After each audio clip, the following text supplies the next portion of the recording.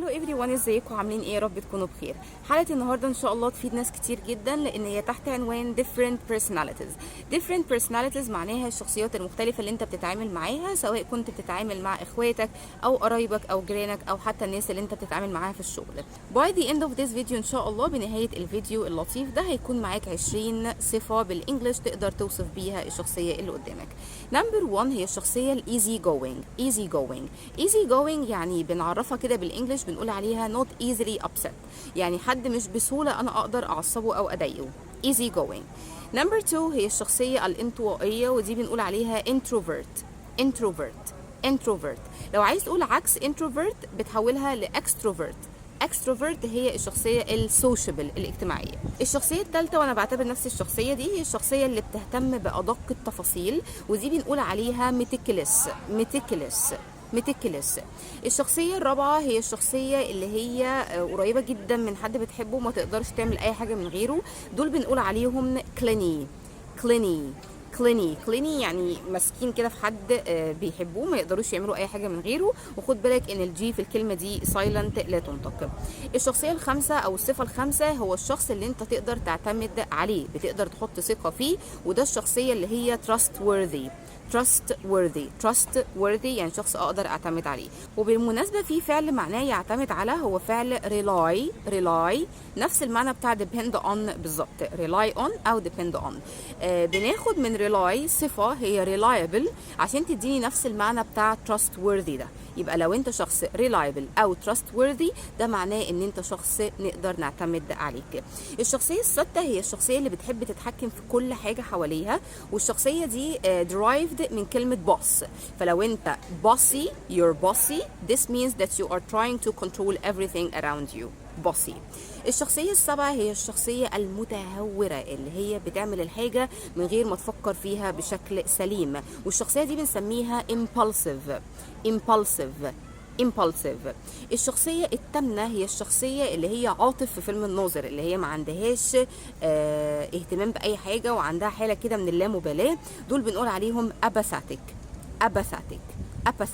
في كلمة تانية أعتقد بعض الناس ممكن تكون عارفاها، هي كلمة indifferent برضو معناها شخص يعني عنده نوع كده من اللامبالاة، مش بيهتم بشيء.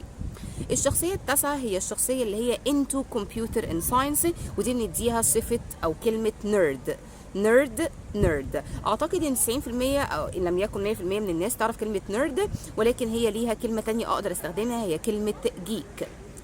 So you can say nerd and you can say geek. الشخصية العاشرة هي الشخصية اللي ما بتفصلش كلام، شخصية رغاية جدا. في ناس كتير مننا تعرف كلمة talkative بمعنى رغاي، ولكن معانا كلمة تانية هي كلمة chatterbox.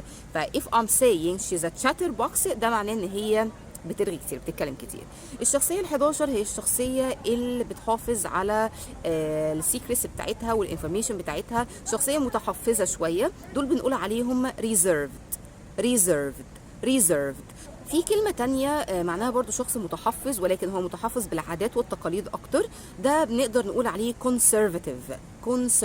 ف if you are conservative or reserved، ده معناها ان انت شخص متحفظ نوعا ما. الشخصية رقم 12 هي الشخصية المتسامحة، اللي هي ممكن تعديلك مرة واثنين وثلاثة و10، فدول بنقول عليهم tolerant. الشخصية رقم 13 دي الشخصية اللي هي لما بتدخل أي مكان بتملاه بهجة وسعادة، لأن هم على طول مبسوطين ومبتسمين. أقدر أستخدم 2 adjectives في إن أنا أوصف الشخصية دي، ممكن أقول perky، ممكن أقول bubbly، حتى افتكرها بالشوكليت اللي هي bubbles.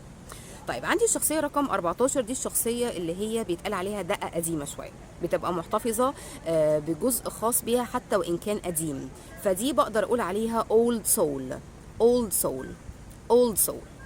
الشخصية رقم 15 هي قريبة شوية من الشخصية اللي هي البوسي، اللي هي بتتحكم في كل حاجة حواليها. أقدر أقول بوسي وأقدر أقول control freak يعني عنده هوس كده بالسيطرة أو بحب السيطرة. الشخصية رقم 16 هي الشخصية اللي بتحب تعمل كل حاجة بالمسطرة من غير ما يكون فيها أي خدش، ودول بنقدر نقول عليهم perfectionist. جاية طبعا من perfect أو perfection، وطبعا يعني no one is perfect، الكمال لله وحده. الشخصية رقم 17 هي الشخصية اللي هي عايشة عشان تبسط الناس، دول بنقول عليهم people people pleaser. people pleaser يعني they are always seeking to please people. الشخصية رقم 18 هي الشخصية اللي احنا بقينا نشوفها كتير قوي دلوقتي، الشخص اللي بيتقبل حاجات كتير، اشكال مختلفة من الحياة او حتى من الفكر، فبنقول عليه open minded. open minded عكسه بنقول عليه narrow minded. narrow minded open minded and narrow minded. نمبر 19 دي شخصية برضو احنا ممكن نكون بنقابلها كتير، هي الشخصية اللي فاكرة ان الكون كله بيلف حواليها، الشخصية اللي هي فاكرة ان هي مهمة جدا. I am the center of the earth. طيب الناس دي بنوصفهم بايه؟ نقدر نقول عليهم self centered واقدر اقول عليه egotistical. يبقى self centered او egotistical دي معناها شخص فاكر ان هو محور الكون يعني.